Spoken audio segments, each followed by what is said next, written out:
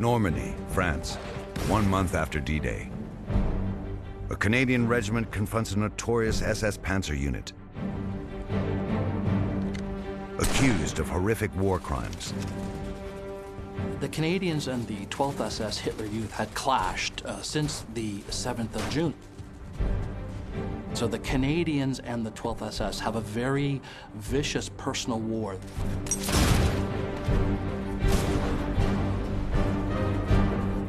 For the Germans, this leaves no room for compromise. It's only victory or death.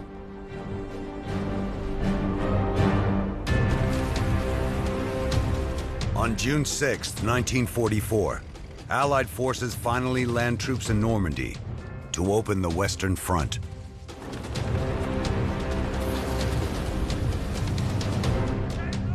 But Nazi fanatics and diehards continue to fight ruthlessly for survival. D-Day was a battle. The Allies still need to win the war.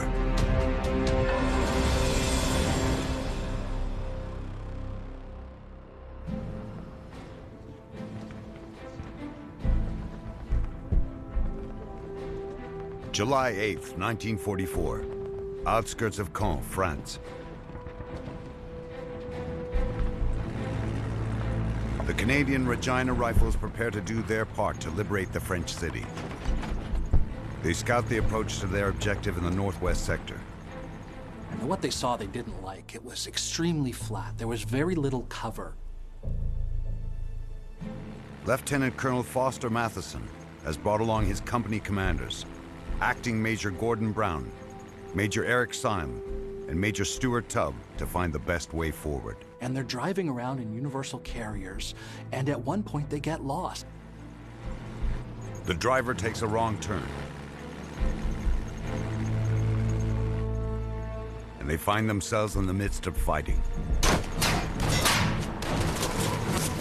The Regina Rifles quickly come under attack.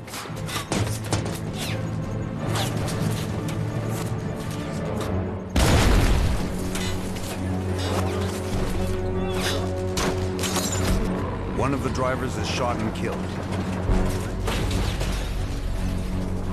The passengers dive for cover.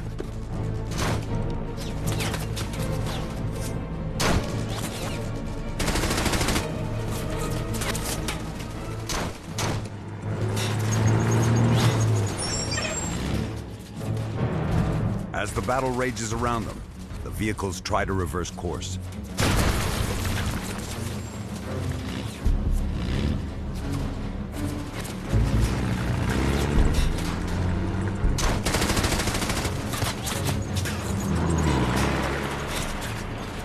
In the confusion, the carriers start to pull away, leaving the officers behind.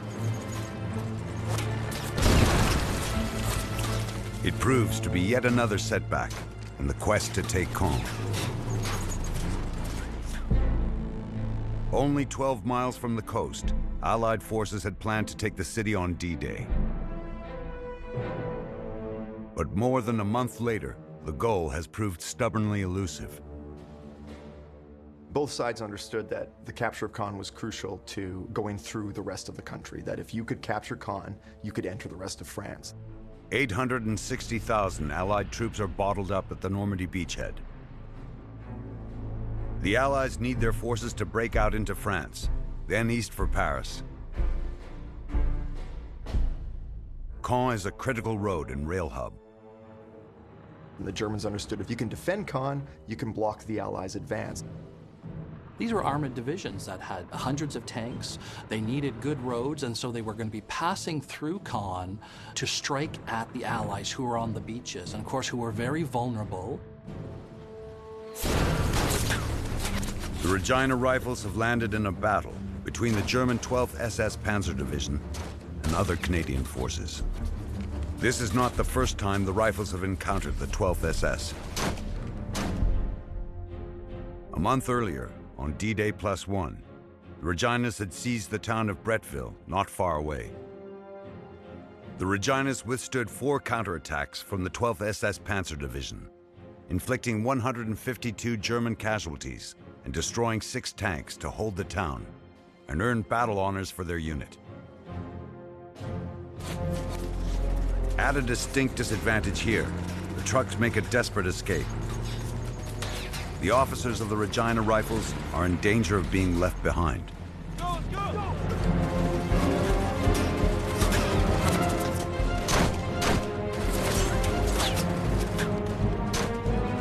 They haul themselves onto the back of a vehicle, loaded to their surprise with crates of explosives. They duck for cover as enemy fire riddles the vehicle and can only hope that a bullet doesn't ignite a fatal explosion.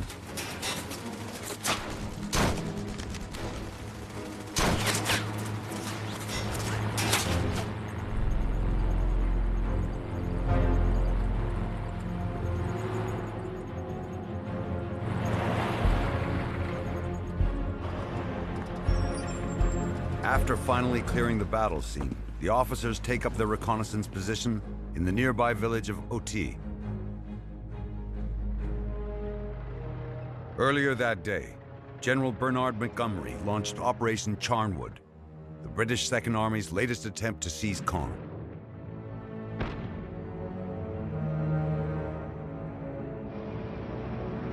To support the operation, the Regina Rifles must take the Abbaye d'Ardenne, which guards the northwest approach. A high stone wall surrounds the 12th century church and its adjoining buildings. It was a stone fortress.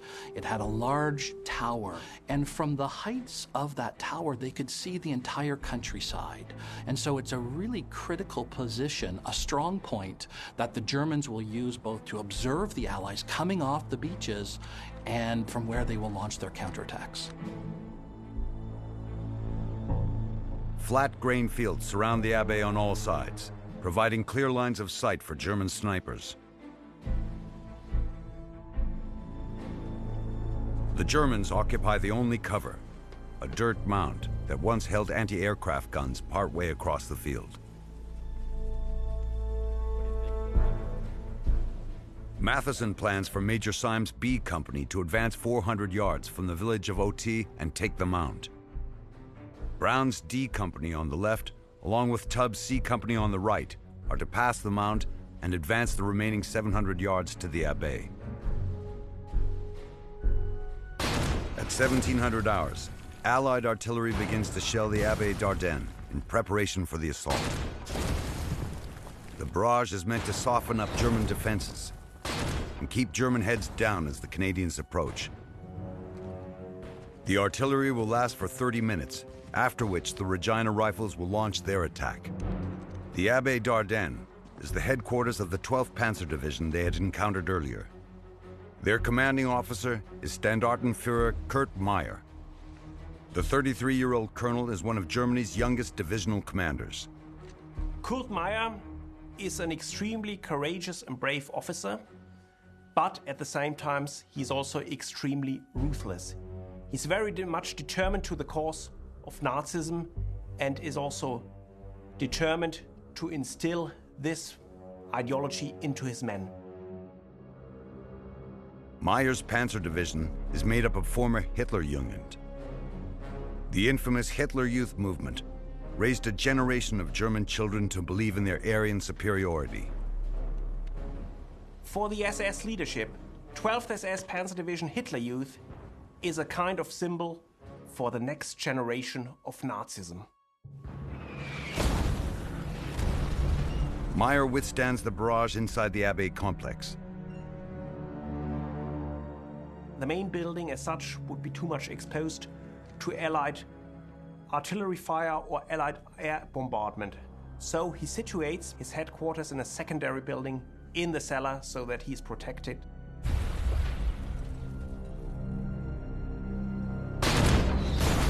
As the Allied shelling of the Abbaye continues, Brown and the rest of the Regina Rifles try to move into the field from which they are to attack. But it proves difficult. Well, the Regina Rifles are pinned down because the village of Oti is not cleared. This means that the Germans are also able to bring fire to bear down on the rifles. German counter-battery fire also opens up.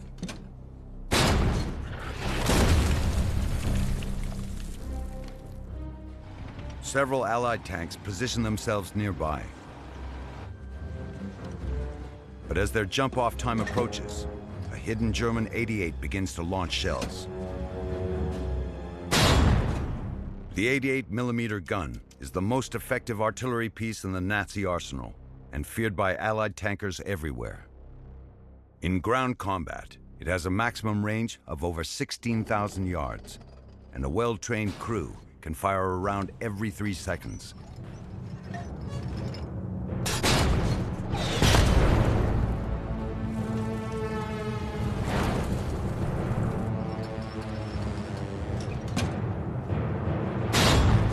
The 88 quickly destroys 3 Sherman tanks.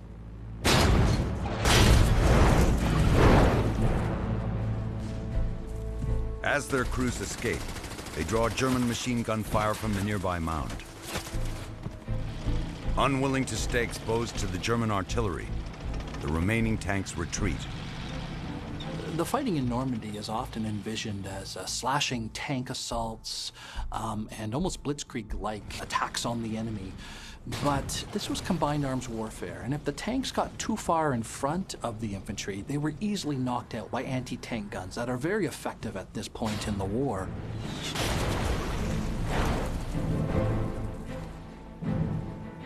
With their tank support gone, all 3 Regina rifle companies are trapped in the open.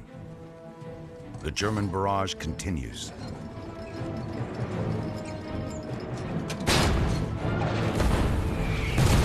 The Canadians risk being wiped out before they can even leave their lines.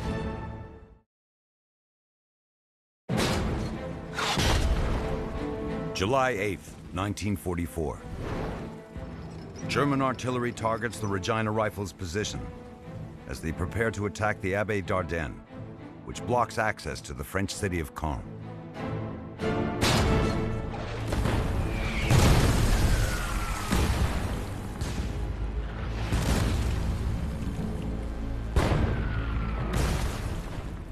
The Regina Rifles are dubbed Farmer Johns by other Canadian units because they come from a rural part of Canada. Obviously, Farmer John's is meant as a bit of a put-down, but the Johns, they seem to have shortened it. They got rid of the farmer part, and they embraced it. Pinned down due to enemy fire, the Johns missed the jump-off time for their attack against the Abbaye. In the chaos and the confusion, units are late arriving to the front, and in fact, most of the 3 attacking Regina companies get there after the barrage has gone off. And so, with communications broken down, there's really a dire situation here. The Reginas are looking at attacking this fortress with almost no artillery support. The Reginas can only take cover and wait for the German barrage to ease.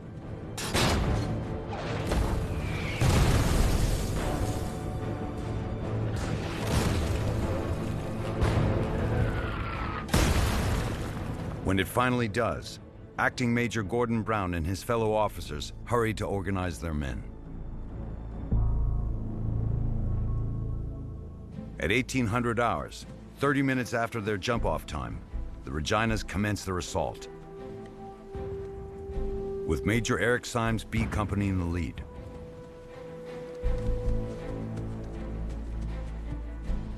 The Germans have put the time to good use.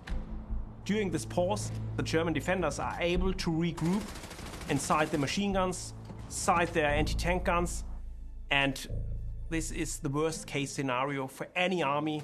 As the 3 Regina companies start out, Baker Company is to advance 400 yards from the village and take the mound, the only cover in the field.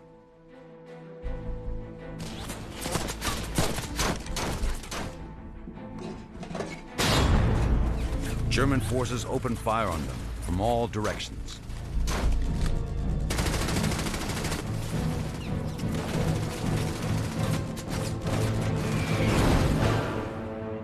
Caen is considered so critical, General Feldmarschall Erwin Rommel has assigned elite units to defend it.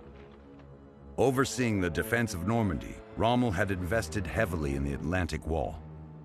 It is a series of bunkers, blockhouses, casemates, fortified positions along the French, Belgian, Dutch, Danish, and Norwegian coast. It is supposed to ward off an Allied invasion. Based on Rommel's experience with the Allies in North Africa, he knew German tanks were vulnerable to Allied air superiority. Rommel believed the Allies had to be defeated on the beaches in the earliest hours of the invasion. The German failure to do so on D-Day makes the fighting more desperate. Germans are still determined to fight because they think if the Allies win the war, this would mean the annihilation of the German people. This was especially true of German military leadership, like Kurt Meyer, who commands the 12th SS Panzer Division, which holds the Abbaye. How they understand war is that it must be fought in the most ruthless way, because it is a struggle for survival. Meyer has encountered Canadian units before. The Canadians and the 12th SS Hitler Youth had clashed since the 7th of June, so really the second day of the fighting, and there had been fierce battles all over the front.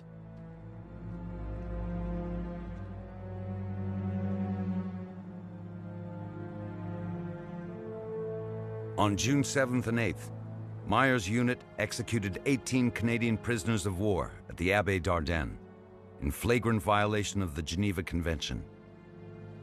For people like Meyer, or for SS officers, it's all or nothing. And there is no way of compromising with the enemy, so it's only victory or death.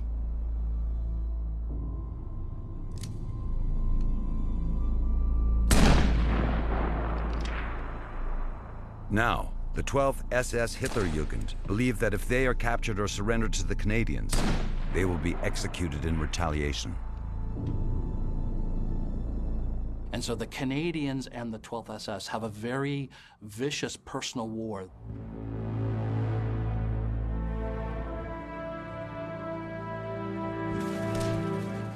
Regina Rifles B Company still leads the advance toward the German-occupied mound partway across the field. Faced with heavy gunfire, B Company must run or crawl in short bursts to avoid being hit.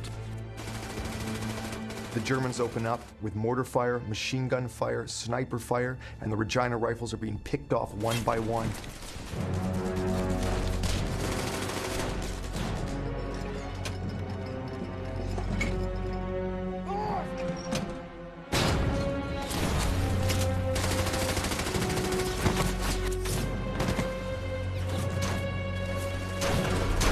As they inch their way forward, the company suffers heavy casualties. There's no easy way to take out machine guns. Machine guns firing 500 bullets a minute, firing on an arc. You have to sacrifice soldiers to take that out. They have no choice but to keep moving.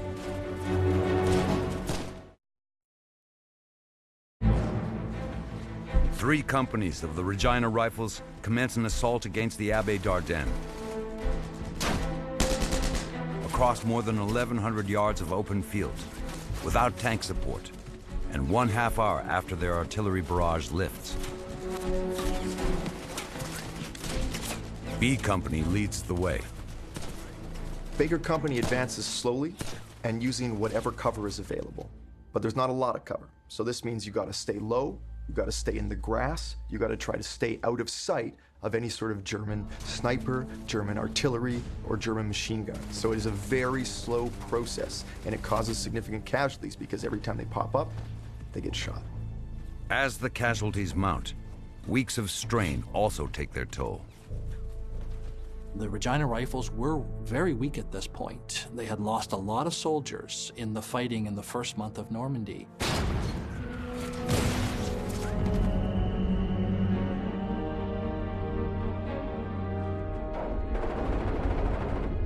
As frontline troops at the sharp end, they get very little sleep and endure unimaginable stress. There's no question that the lack of sleep and the continual engagement with the enemy that just combined will wear anyone down. It has been 4 weeks of constant combat. So as these soldiers are engaged with the German enemy, as they're approaching the Abbey, there are soldiers that are breaking down, there are soldiers that are crying, there are soldiers that are catatonic and can't even move. This now includes Baker Company's commander, Major Syme, who succumbs to what is called battle exhaustion. Major! Major!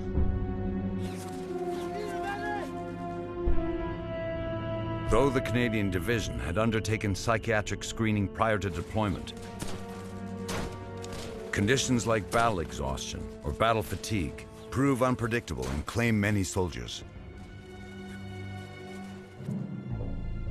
By late July 1944, battle fatigue makes up 25% of all non-fatal casualties to the Allies.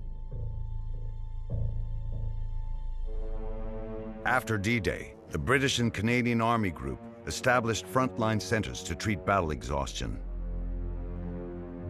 Therapy is simple: sedation and sleep. You want to treat them quickly, you want to treat them effectively, and then you want them back in the front line.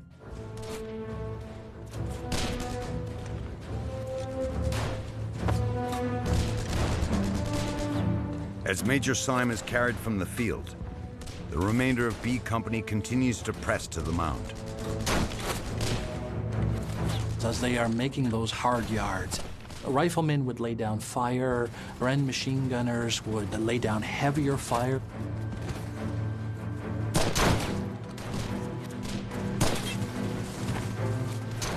The way they knocked out those machine guns was to use grenades for the most part. And those grenades explode and they send shrapnel, of course, and that's how ultimately they knock out the mound.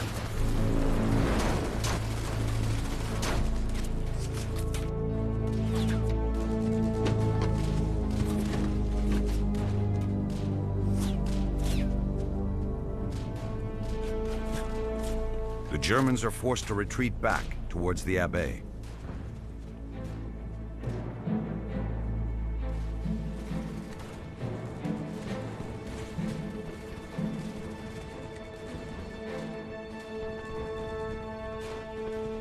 To achieve the objective, Baker Company is gutted. 61 of 100 men become casualties.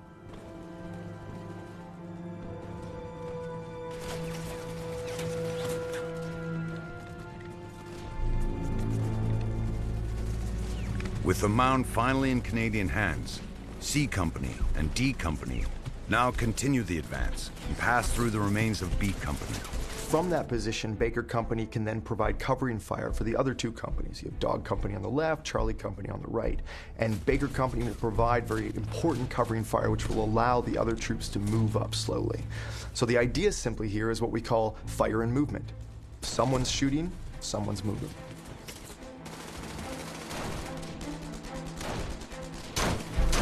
To prevent his men from meeting B Company's fate, Major Stu Tubb, the commander of C Company, orders high-explosive mortars against the Abbey complex.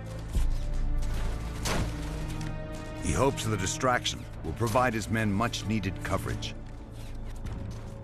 But Tubb receives word that the Reginas have no high-explosive mortars available, and he is offered smoke instead.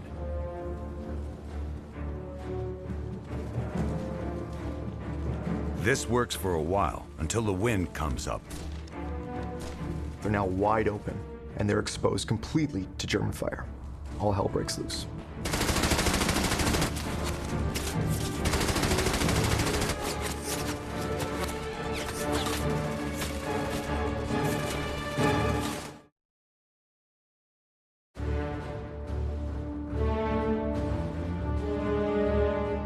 Facing heavy enemy fire, C and D companies of the Canadian Regina Rifles must attack the Abbey d'Ardennes across 700 yards of open field. They have just learned that they've run out of high-explosive mortars to subdue the German counterfire. Such shortages have proved a problem across the Allied front.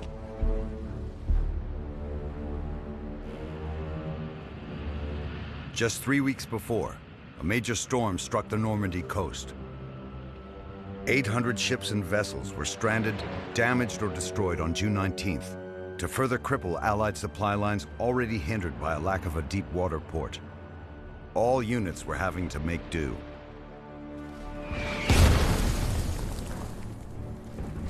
Advancing in the open would be suicidal, so the Reginas fire smoke to cover their advance. Once more, Acting Major Gordon Brown and D Company pressed forward on the left flank. But with the men still 500 yards short of the Abbaye, wind clears the smoke. With the companies now exposed, the Germans have clear shots.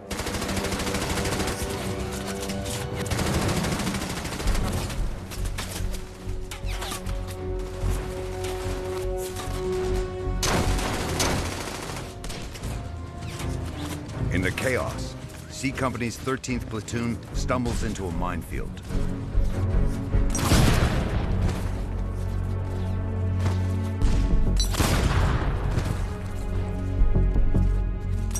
You don't know where to step. And they are set up for a number of reasons. One is to cause casualties, of course, but secondly, to slow an advance. The minefield creates a shooting gallery. Riflemen and snipers and machine gunners will turn upon those isolated soldiers who are stuck in the middle, unsure of where is safe. As their losses mount, Major Stu Tubb enters the minefield to help extract his men. Tubb falls to German machine gun fire. His second-in-command moves forward to help and is killed. C Company's third-in-command is wounded moments later. Wiping out the enemy's leadership is a time-honored military strategy. And that is a technique that the Allies and the Germans use, that snipers would aim for those NCOs or those lieutenants or those captains to try to, in effect, decapitate the unit.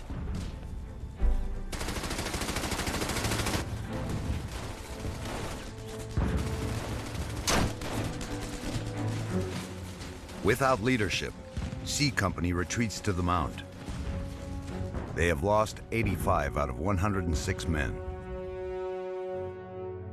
General Bernard Montgomery's stated goal at Caen was to draw in German troops to kill, wound, or capture as many as possible. A war of attrition. But the campaign to capture Caen proves costly to everyone involved. Allied aerial bombing to support Operation Charnwood began the night before, on July 7th. More than 460 aircraft dropped 6,000 bombs on the city. While the bombing improved the morale of Allied soldiers, the strategic impact on German troops was minimal. The rubble created hinders the Allied advance and retreat by German forces. It also has got an impact on the French civilian population because French civilians perished, and this had a negative influence on the attitude of the French population towards the Allies. Now, to the northwest of the city, the remaining 15 able-bodied members of C Company retreat to Oti to bring back stretchers for their wounded.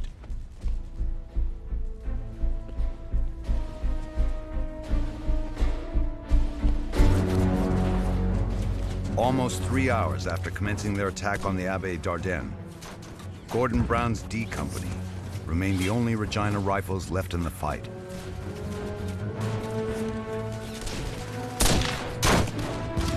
Still hundreds of yards from their objective, the covering smoke has also just cleared on their position and leaves them dangerously exposed to enemy fire. The 12th SS quickly pinned down Brown and his men again.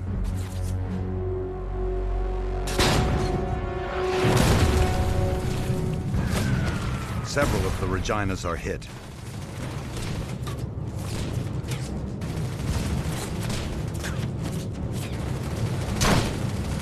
To limit the company's casualties, Brown and his men push forward in short bursts, often gaining just a few feet at a time.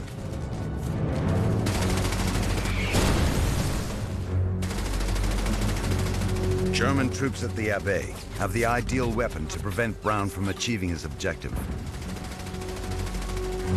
The MG-42 is arguably the best machine gun of World War II. At 1,200 rounds per minute, its rate of fire outpaces comparable Allied machine guns. Light, reliable, and easy to deploy, the MG-42 has a range of nearly 1,100 yards.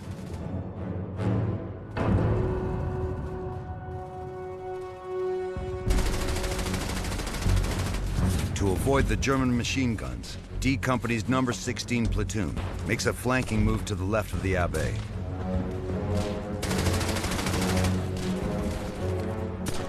The remaining Regina Rifles continue their frontal assault. But at 2100 hours, his runner reports to Acting Major Gordon Brown that number 16 platoon has vanished.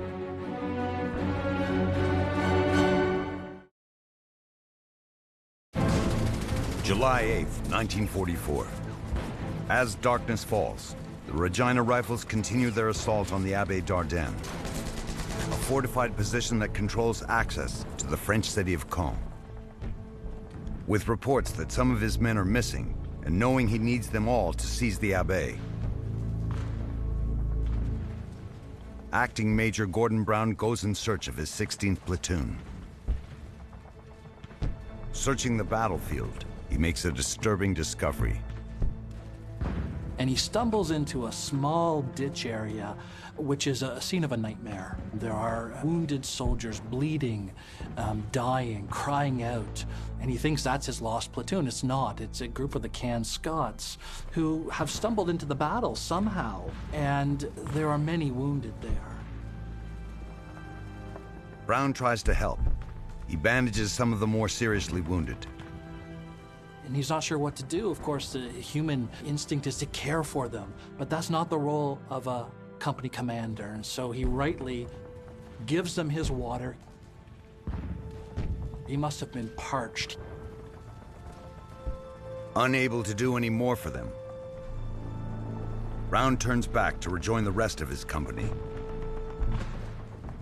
He did the right thing. He did what he had to do. He did what a soldier had to do, was to keep pushing on to the final objective. When he returns, Brown finds D Company in the thick of battle. D Company is spread out over the battlefield.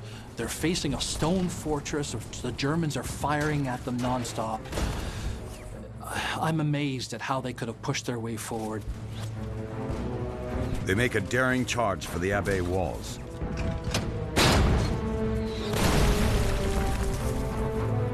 They do call in some smoke, and the smoke is quite effective.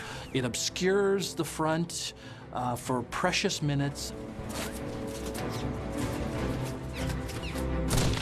The men shoot and throw grenades on the run.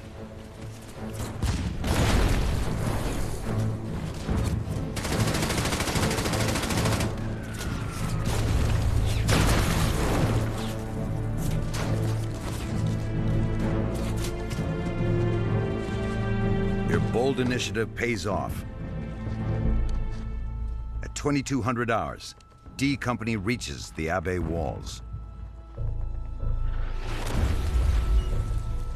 With the Regina Rifles closing in, Colonel Kurt Meyer has made plans to protect his fighting strength and asks for permission to retreat. He gets the answer no. There is no way to retreat. The reason for that is, in the mindset of the German leadership, is where does our retreat end? But Meyer withdraws anyway. He would later claim that he knew Caen could not be held. Hitler's order to hold the city to the last bullet would mean the needless and futile sacrifice of his men. Thus, the desperate fighting on July 8th was to bide time for the evacuation of Meyer's wounded soldiers under the cover of darkness. They devise a plan to delay the capture of the Abbaye and make it as costly as possible for the Canadians.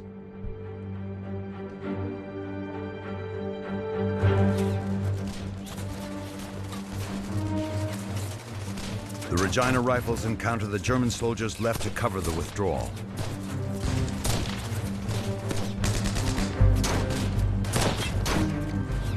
They launch one final assault, and they find a way through and around those walls and drive the Germans out.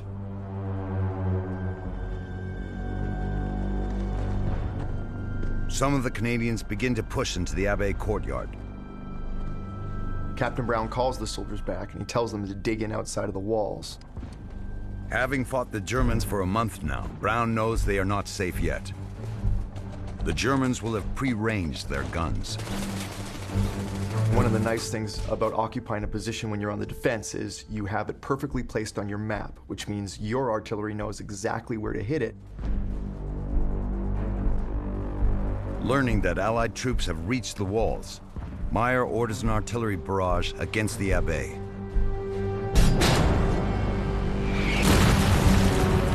Brown's shrewd orders prevent further casualties amongst his men. But they have yet to completely achieve their objective, to occupy the Abbaye itself.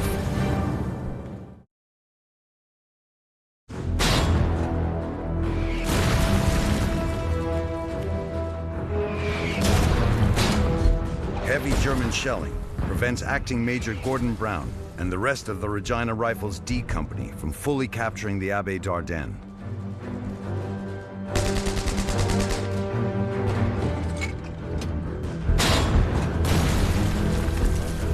As the men endure the barrage, their lost platoon finally reappears.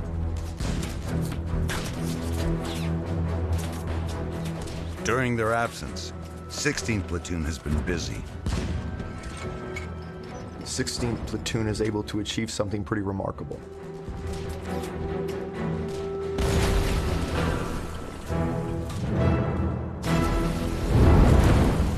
They have knocked out a battery of German 88 guns.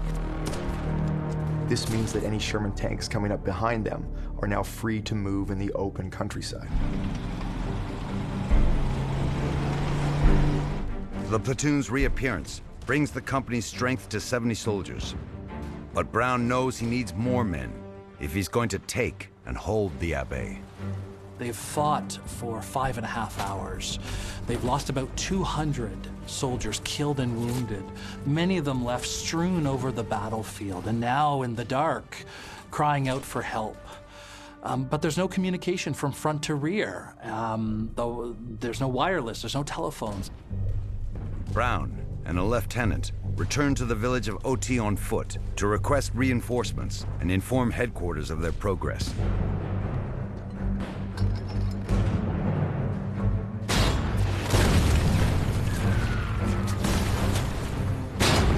But on their way, the two men are caught in a sustained mortar attack.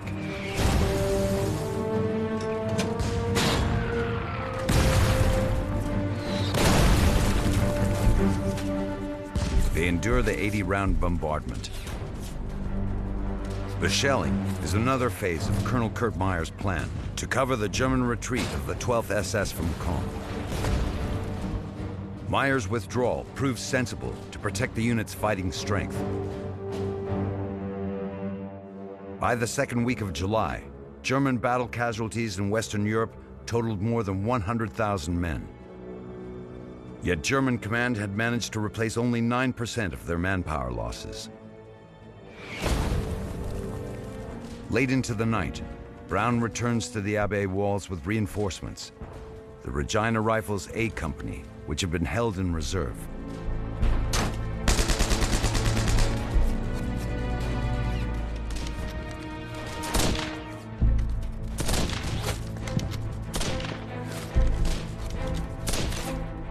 In the early morning hours of July 9th, the German shelling stops. It's an eerie calm. I couldn't imagine what it'd be like to look around and not hear bullets whizzing by your face and not hear artillery rounds exploding around you, and suddenly realize that for a brief period, there's some calm. You've done it.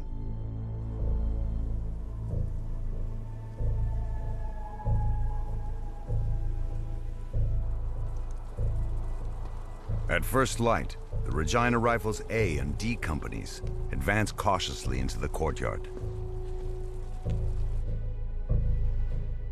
So when Meyer retreats, he tries to delay the enemy's advance by leaving snipers. This gives his own troops time to withdraw in good order. With snipers and booby traps, the enemy doesn't feel secure.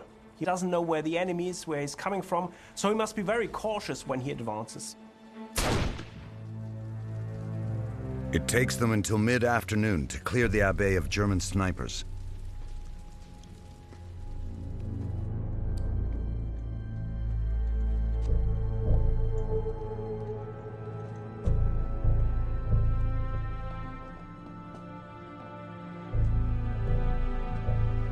Inside the Abbaye, they discover the headquarters in the cellar.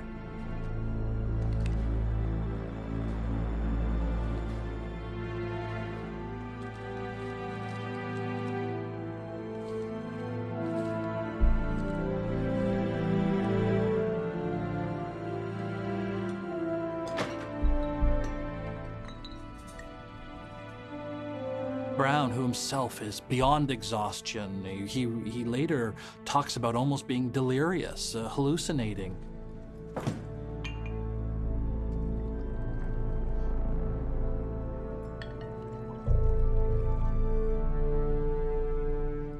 An exhausted Gordon Brown pours a drink, climbs into the bed, and falls asleep.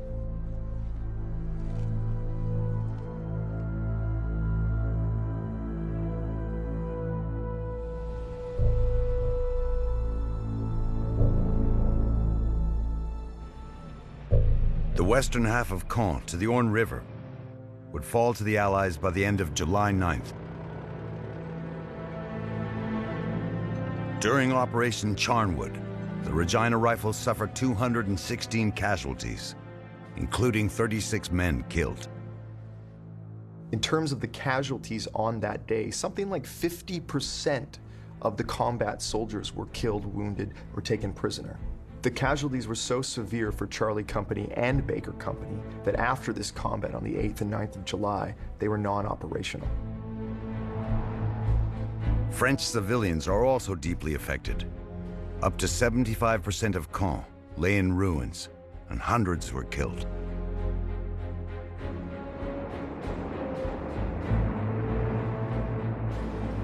After the war, Colonel Kurt Meyer faces trial for war crimes for his part in the execution of Canadian prisoners of war at the Abbaye d'Ardennes. Meyer would be sentenced to death, later commuted to life imprisonment.